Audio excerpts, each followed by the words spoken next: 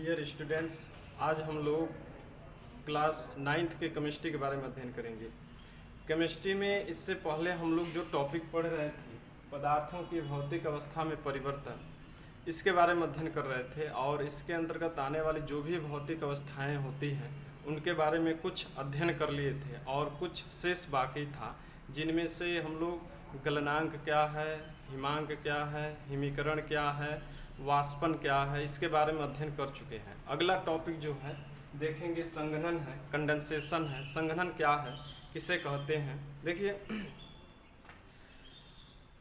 संघनन क्रिया में जो भी वाष्प होता है, वाष्प को अगर ठंडा किया जाए तो वाष्प जो है वह द्रव में बदल जाता है। इस क्रिया को हम क्या कहते हैं? संघनन कहते हैं।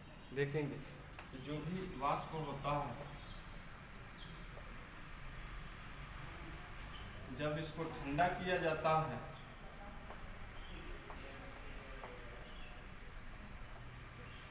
द्रव में बदल जाता है।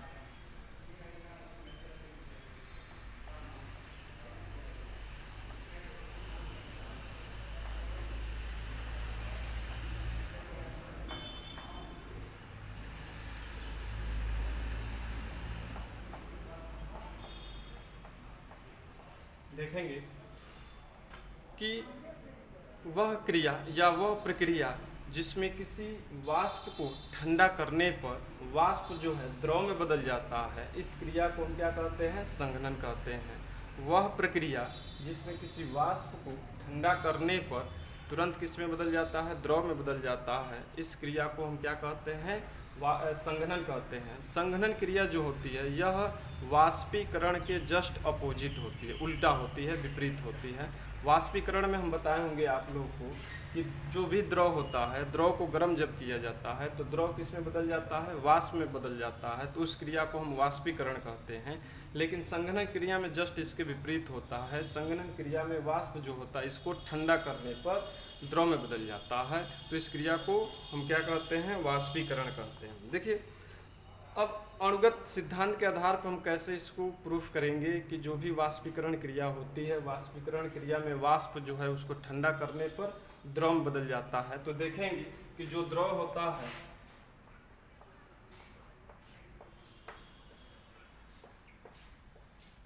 जो वाष्प होता है, जो वाष्प होता है, जो वाष्प होता है, वाष्प के अणु जो होते हैं दूर दूर होते हैं। इनके अणुओं के मध्य लगने वाला अंतराणविक बल जो होता है बड़ा कमज़ोर होता है, वीक होता है, और इंटरमॉलिक्यूलर स्पेस जो होता है, अंतराणविक अवकाश जो होता है वो ज़्यादा होता है।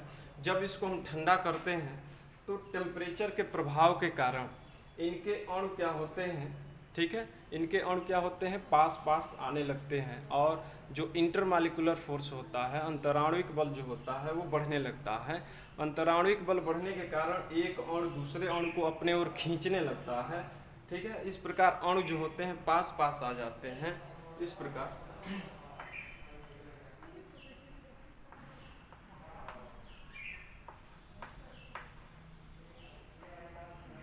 अणु जो होते हैं पास पास आ जाते हैं। इस प्रकार वाष्प जो होता है किस में चेंज हो जाता है?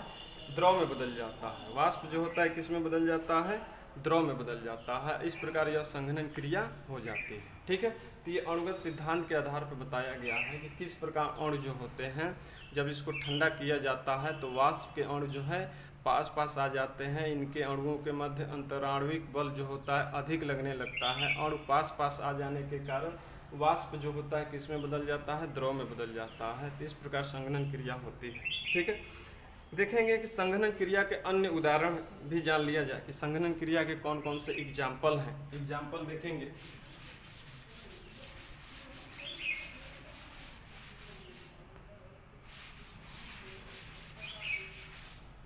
एग्जाम्पल देखेंगे, उदाहरण।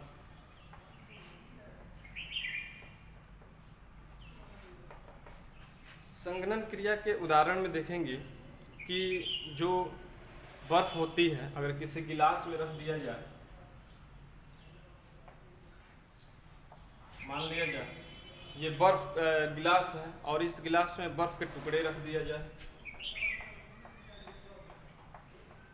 तो कुछ समय के बाद जो गिलास की बाहरी सतह है, ठीक है, जो गिलास की बाहरी सतह है,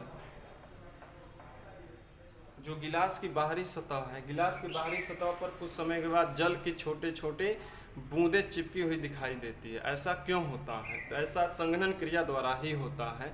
क्या होता है कि जब हम गिलास में बर्फ़ के टुकड़े रख देते हैं तो जो भी गिलास के आसपास जो शुष्क वायु होती है, ड्राई वायु होती है, वह ड्राई वायु, शुष्क वायु धीरे धीरे ठंडी हो जाती है, उनमें नमी आ जाती है और बाद में संघनन क्रिया होता है। संघनन क्रिया होने की वजह से वह वाष्प जो होता है किसमें धीरे धीरे बदल जाता है? द्रव में बदल जाता है। इस प्रकार गिलास की जो सतह है, बाहरी सतह जो है, उस बाहरी सतह पर जल की छोटे छोटे बूंदें दिखाई देती है। या ये ऐसे भी देखते होंगे कि जो भी फ्रिज का पानी है ठंडा किए हैं और उसको गिलास में रख देते हैं तो कुछ समय के बाद गिलास की जो बाहरी सतह है, गिलास पर छोटे छोटे जल के बूंदे दिखाई देने लगती है। तो वो संघनन क्रिया द्वारा ही होता है, क्योंकि वायु जो शुष्क वायु है उस नमी को एब्जॉर्ब करके संघनन क्रिया उसमें हो जाता है और फिर वो वाष्प किस में बदल जाता है? द्रव में बदल जाता है। यही कारण है कि गिलास की बाहरी सतह पर जल की छोटे छोटे बूंदें दिखाई देती है। ये भी संघनन क्रिया का ही उदाहरण है। दूसरा देखेंगे उदाहरण जो है जाड़े के मौसम में।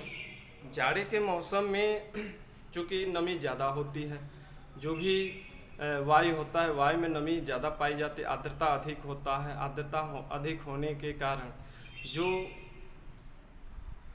संघनन क्रिया होता है और वो वाष्प जो है छोटे छोटे जल के बूंदों के रूप में परिवर्तित हो जाती है, जिसे हम ओस कहते हैं। ठीक है, तो जाड़े के दिनों में देखेंगे छोटे छोटे जल की बूंदें गिरती हैं जो ओस कहलाती है।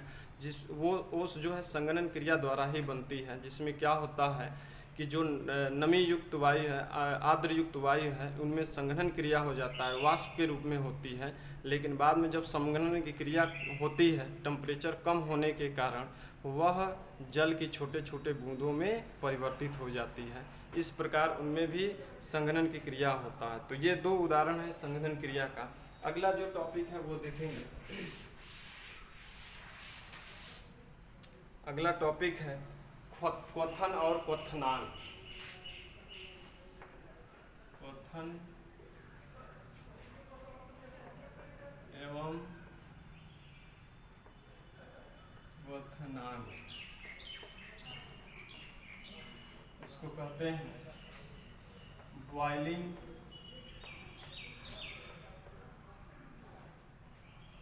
And boiling point.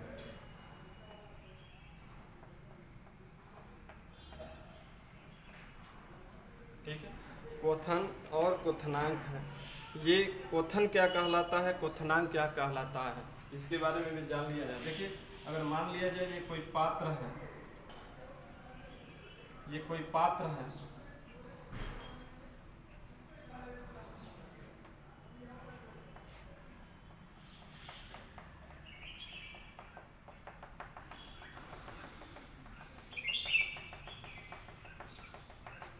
ये कोई पात्र है, इस पात्र में हम पानी भर दिए हैं और इसको गर्म कर रहे हैं। तो पहले जब जल को हम गर्म करेंगे तो धीरे धीरे जल गर्म होते जाएगा और जल की ऊपरी सतह से धीरे धीरे वाष्प बनकर उड़ता रहेगा। एक समय ऐसा आएगा कि जल जो है बहुत तीव्रता के साथ गर्म होगा और उसमें से वाष्पीकरण क्रिया बहुत तीव्र गति से होगी। उस निश्चित ताप पर जल जो होता है वो बॉयल होने लगता है। ठीक है, वो उबलने लगता है। ठीक है, जिस निश्चित ताप पर वह जल बॉयल होता है उस निश्चित ताप को ही हम क्या कहते हैं? क्वथनांक कहते हैं। क्या कहते हैं? क्वथनांक या बॉइलिंग पॉइंट कहते हैं। देखिए, बॉइलिंग क्रिया में, क्वथन क्रिया में क्या होता है कि जब भी हम गर्म करते हैं किसी जल को, तो जल के अणु जो होते हैं निचली सतह पर, जो पात्र है, पात्र के निचली सतह पर पाए जाने वाले अणु जो होते हैं, जो ही ऊष्मा पाते हैं अणुओं में गतिज ऊर्जा बढ़ जाती है। जब गतिज ऊर्जा बढ़ जाएगी तो वो अणु हल्के हो जाते हैं और तीव्रता के साथ गति करना शुरू कर देते हैं। हल्के होने के कारण ये नीचे के जो तली पे अणु बैठे हैं, जो ऊष्मा पाकर उनमें गतिज ऊर्जा बढ़ गई है, वो ऊपर की ओर गति करते हुए आएंगे। यानी जल के जो ऊपरी सतह है उस पर इनके अणु गति करते हुए जाएंगे। और जो ऊपर वाले अणु होते हैं, जो सतह पर होते हैं, वो भारी होते हैं, वो तुरंत कहाँ आएंगे, नीचे आएंगे। ठीक है, नीचे आएंगे, फिर यह गर्म होंगे, फिर ऊपर जाएंगे। इस प्रकार निचली सतह से जल के अणु ऊष्मा पाकर गतिज ऊर्जा जब बढ़ जाती है तो ऊपर की ओर जाते हैं, और ऊपरी सतह के जो जल के अणु होते हैं वो भारी होते हैं, उनमें गतिज ऊर्जा कम होती है, वो नीचे जाते हैं। इस प्रकार नीचे ऊपर इनके अणु होने लगते हैं। और एक समय ऐसा आता है कि जल के जो अणुओं की गतिज ऊर्जा अधिक हो जाती है तो वो वाष्प में बदल जाते हैं, यानी अवस्था परिवर्तित कर लेते हैं, और फिर वो वाष्प में बनकर बाहर की उड़ने लगते हैं, और जल जो होता है बॉयल होने लगता है। तो जिस निश्चित ताप पर यह क्रिया होती है उसे ही हम क्या कहते हैं, क्वथनांक कहते हैं। अर्थात कहने का मतलब है कि वह निश्चित ताप जिस पर किसी द्रव पदार्थ को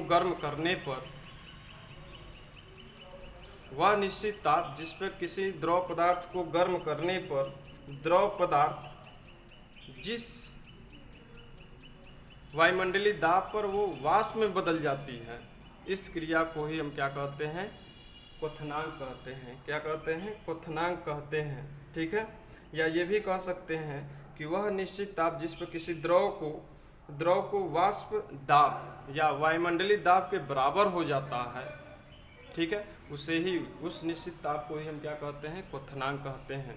ठीक है, तो ये रहा क्वथनांक का डिफिनीशन। इसका डिफिनीशन देखेंगे। क्वथनांक का जो डिफिनीशन है, वह निश्चित ताप जिस पर किसी द्रव का वाष्प दाब जो होता है वायुमंडलीय दाब के बराबर हो जाता है, वो उस निश्चित ताप को ही हम क्या कहते हैं, क्वथनांक कहते हैं। ठीक है, तो ये क्वथनांक का डिफिनीशन हो गया। अब क्वथन क्या है इसके बारे में जान लिया जाए। क्वथन किसे कहते हैं। ठीक है,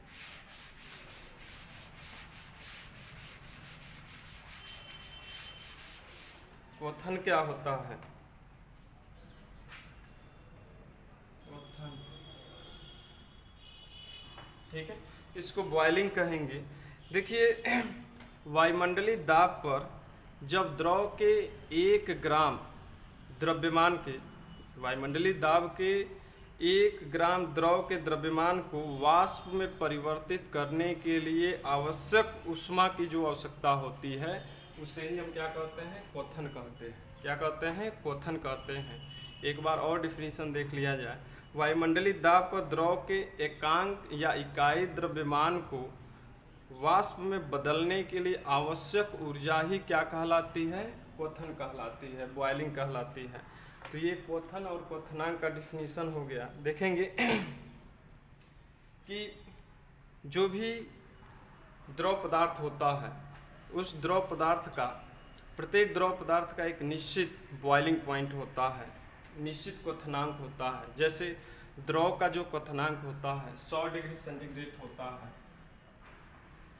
द्रव का जो क्वथनांक होता है, द्रव मतलब जल का जो क्वथनांक होता है वो 100 डिग्री सेंटीग्रेड होता है, यानी 100 डिग्री सेंटीग्रेड पर वो उबलने लगता है। देखिए, प्रत्येक द्रव पदार्थ का एक निश्चित क्वथनांक होता है, और वह क्वथनांक जो है अलग अलग पदार्थों के लिए अलग अलग होता है।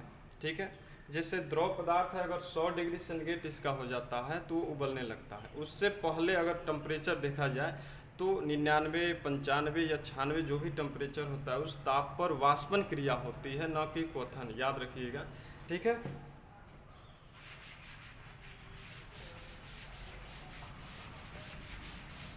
इसी के साथ साथ जो मेथिल अल्कोहल होता है CH3OH, मेथिल अल्कोहल का जो क्वथनांक होता है 64 डिग्री सेंटीग्रेड होता है। 64 डिग्री सेंटीग्रेड होता है मेथिल अल्कोहल का। क्वथनांक के आधार पर जो भी द्रव पदार्थ होते हैं उनके अणुओं के मध्य पाए जाने वाले जो आकर्षण बल है उसका कंपेयर कर सकते हैं, तुलना कर सकते हैं। जैसे एग्जाम्पल के रूप में, अगर जल जो होता है, जल का जो क्वथनांक होता है 100 डिग्री सेंटीग्रेड होता है, और मेथिल अल्कोहल है, इसका जो क्वथनांक है 64 डिग्री सेंटीग्रेड होता है। इसका मतलब जल के अणु एक दूसरे से बहुत ही मजबूती के साथ बंधे होते हैं, क्योंकि इतने टेम्परेचर पर ही वो अलग अलग होते हैं। उनके अणुओं के मध्य पाए जाने वाले जो अंतराणविक बल होता है, ठीक है, इनके तुलना में मेथिल अल्कोहल के तुलना में अधिक होता है। यही कारण है कि इनका जो है क्वथनांक अधिक होता है, जबकि मेथिल अल्कोहल का जो क्वथनांक है इसके तुलना में कम होता है। ठीक है, तो क्वथनांक के आधार पर हम जो भी द्रव पदार्थ है उन द्रव पदार्थ के अणुओं के मध्य लगने वाला आकर्षण बल का मापन कर सकते हैं कि किसमें अंतराणविक आकर्षण बल अधिक होती है और किसमें कम होती है। क्वथनांक के आधार पर ही किया जा सकता है। ठीक है,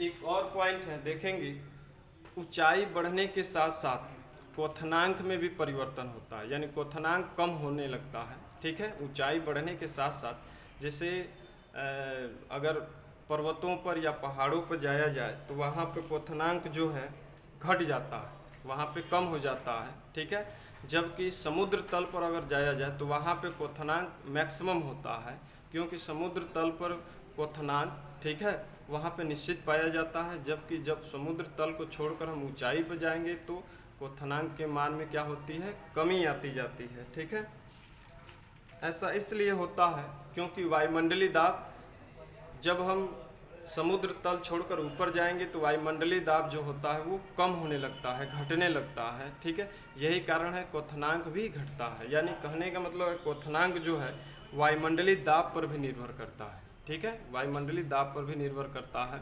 ऊंचाइयों पर अधिक जाएंगे तो वायुमंडलीय दाब कम होगा, वायुमंडलीय दाब कम होगा तो क्वथनांक के मान में भी कमी आएगी। जैसे मान लिया जाए कि समुद्र तल पर अगर जल का क्वथनांक 100 डिग्री सेंटीग्रेड है, तो अगर वही पहाड़ों पर जाया जाए तो वहाँ पर ऊंचाई के अनुसार कम होते जाएगा, 95 हो सकता है, 90 डिग्री सेंटीग्रेड भी हो सकता है। यानी अलग अलग ऊंचाइयों पर क्वथनांक के मान भी अलग अलग होंगे। ठीक है,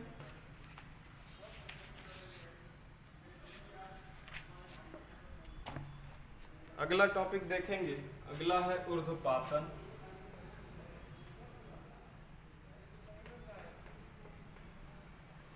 सब्लिमेशन कहते हैं।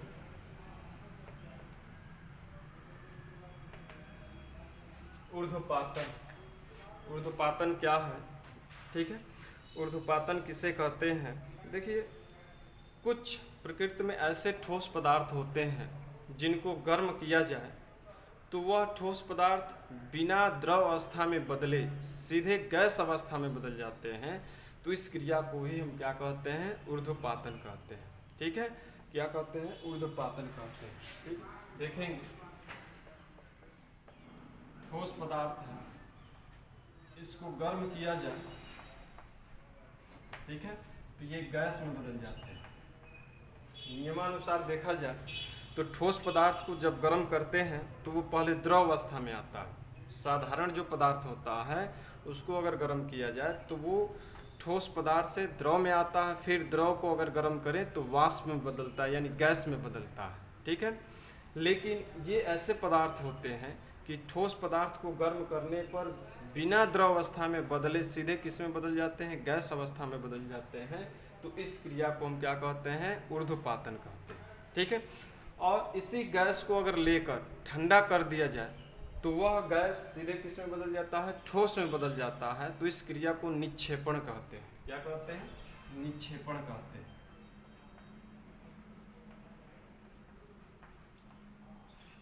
ठीक है, इसको क्या किया जाए? ठंडा कर दिया जाए,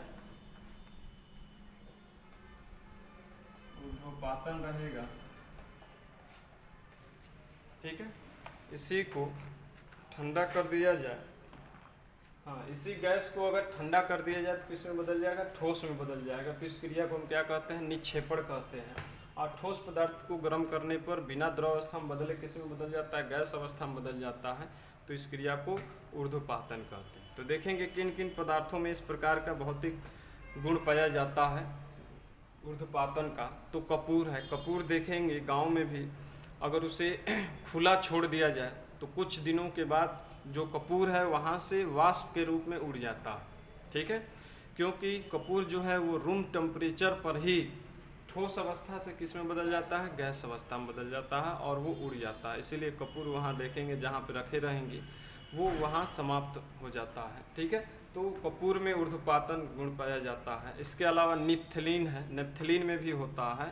ठीक है, और नौसादर है, नौसादर में भी जो होता है अमोनियम क्लोराइड कहते हैं, नौसादर में भी जो होता है ऊर्ध्वपातन का गुण पाया जाता है। ठीक है, तो ये पदार्थ जो होते हैं 3 एग्जाम्पल बताए हैं, नेप्थलीन, कपूर और जो होता है नौसादर जिसे अमोनियम क्लोराइड भी कहते हैं। इन तीनों में ठीक है ऊर्ध्वपातन गुण पाया जाता है, सब्लिमेशन गुण पाया जाता है। ठीक है, अब देखेंगे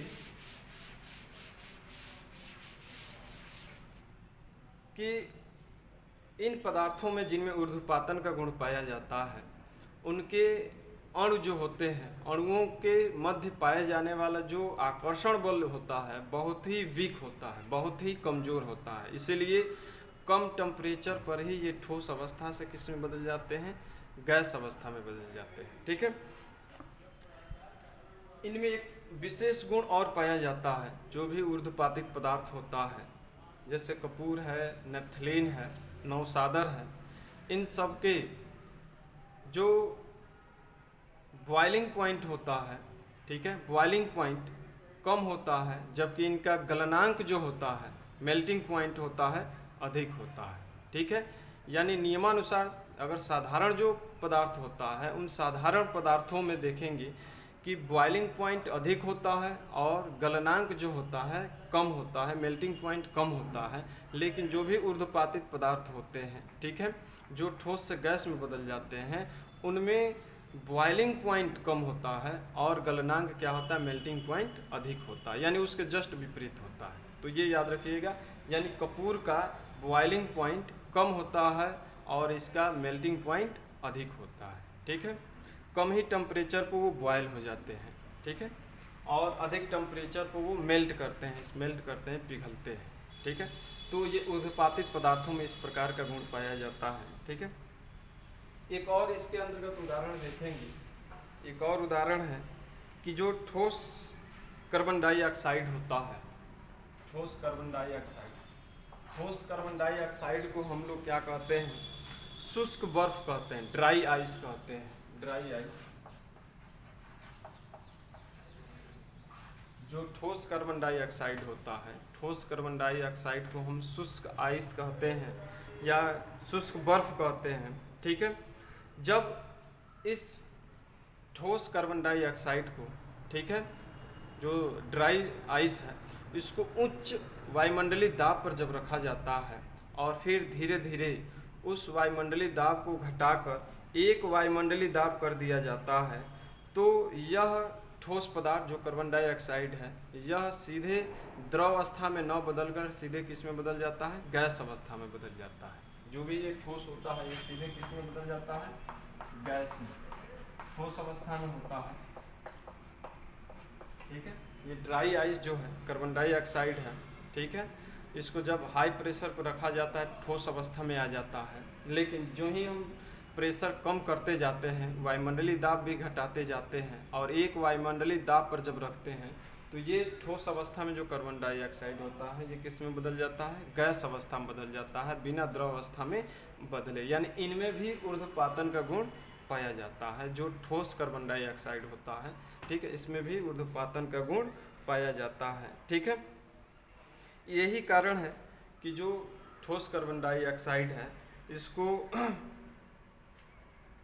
यह शुष्क होता है, यह क्या होता है, शुष्क होता है। ठीक है, तो ये ऊर्ध्वपातन हो गया। अगला टॉपिक देखेंगे, अगला जो टॉपिक है, अगला टॉपिक देखेंगे। अगला टॉपिक जो है पदार्थों के अन्य भौतिक अवस्थाएं हैं। ठीक है, इससे पहले हम लोग पढ़े थे शुरू में कि जो भी पदार्थ होते हैं उनकी 3 भौतिक अवस्थाएं होती हैं, ठोस, सॉलिड कहते हैं, गैस, ठीक है, और लिक्विड। ठीक है, 3 अवस्थाएं पदार्थ की होती हैं। लेकिन आधुनिक वैज्ञानिकों ने कुछ अन्य अवस्थाओं के बारे में भी खोज किया है, जिनमें से 2 अवस्थाएं आप लोग को और हम बताएंगे। देखेंगे चौथी जो अवस्था होती है प्लाज्मा कहते हैं। ठीक है, चौथी अवस्था जो होती है, ठीक, प्लाज्मा। ठीक है, आज के बाद से याद रखिएगा, कोई भी पूछे कि पदार्थ की कितनी अवस्थाएं होती हैं, तो पदार्थ की अब जो नई बुकें आ रही हैं उसमें 5 अवस्थाएं बता रहा है। ठीक है, कौन कौन से? एक ठोस, दूसरा द्रव, तीसरा गैस, चौथा प्लाज्मा और पांचवा जो है वो है बोस आइंस्टाइन कंडेंसेट अवस्था। ये 5 अवस्थाएं हैं, जिनमें से चौथा अवस्था हम आप लोगों को बता रहे हैं। 3 अवस्थाएं पहले ही बता चुके हैं। ठीक है, प्लाज्मा अवस्था है। प्लाज्मा अवस्था में देखेंगे, प्लाज्मा अवस्था जो होता है वह अवस्था होता है जिसमें स्वतंत्र इलेक्ट्रॉन तथा उत्तेजित आयनीकृत गैसों का मिश्रण जो होता है उसे ही हम प्लाज्मा अवस्था कहते हैं। एक बार और बताएंगे कि प्लाज्मा अवस्था वो अवस्था होती है जिसमें स्वतंत्र इलेक्ट्रॉन और उत्तेजित आयनीकृत गैसों का जो मिश्रण होता है उसे ही हम प्लाज्मा अवस्था कहते हैं। देखेंगे इसमें कि पदार्थ की यह चौथी अवस्था होती है। इस चौथी अवस्था में जो भी गैसें होती हैं, गैस जो होते हैं, गैस वो भी आयनीकृत होती हैं। ठीक है, उनमें भी आयन बनता है, धनायन ऋणायन बनता है। ठीक है, तो प्लाज्मा अवस्था में जो धनायन होता है वो बहुत ही अधिक उत्तेजित अवस्था में होता है। ठीक है, जिनके कारण एक अवस्था बनती है जिसे हम प्लाज्मा अवस्था कहते हैं। जैसे एग्जाम्पल के रूप में जो नियान बल्ब होता है, नियान बल्ब होता है, ठीक है, नियान बल्ब में नियान गैस भरी जाती है, नियान गैस भरी जाती है। और एक और ट्यूब होता है, फ्लोरेसेंट ट्यूब होता है।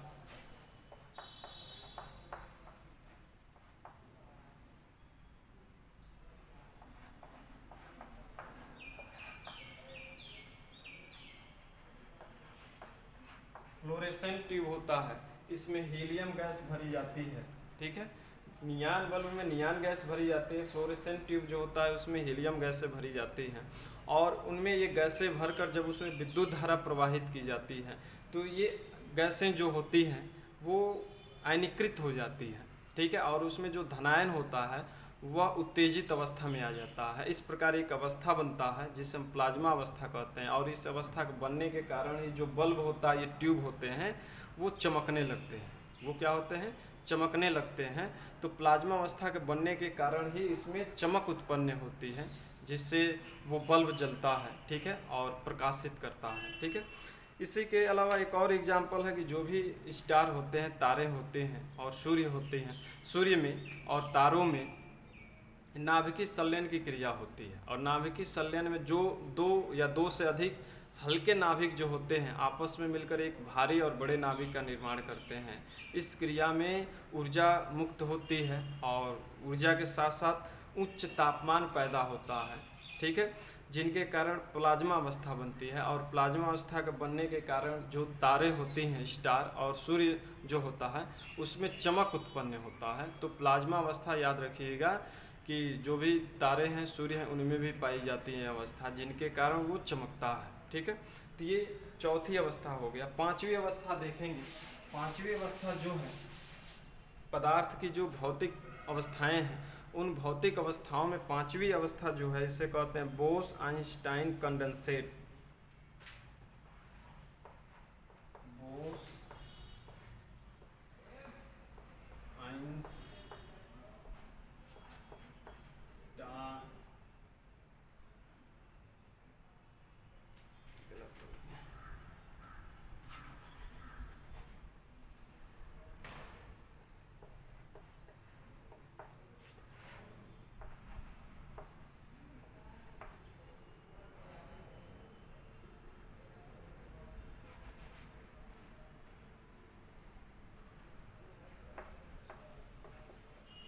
ठीक है, बोस आइंस्टाइन कंडेंसेट कहते हैं।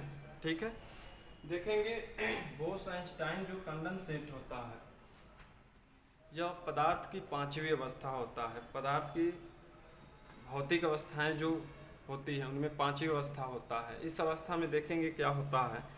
यह अवस्था कब बनती है कि जब जो गैसें होती हैं उनका घनत्व वायु के घनत्व के 1/लाखवां भाग के, यानी 1 लाखवें भाग से कम घनत्व हो जाता है। तो उस अवस्था में एक अवस्था बनती है, उस अवस्था को ही हम क्या कहते हैं, बोस आइंस्टाइन कंडेंसेट अवस्था कहते हैं। ठीक है, यह अवस्था देखेंगे किसने प्राप्त किया था सर्वप्रथम, तो यह अवस्था सन 1924-25 में सत्येंद्रनाथ बोस, भारतीय वैज्ञानिक है। 1924-25 में सत्येंद्रनाथ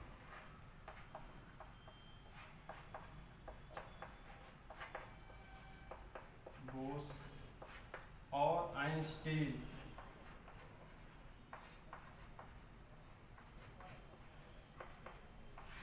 ये दो वैज्ञानिक थे।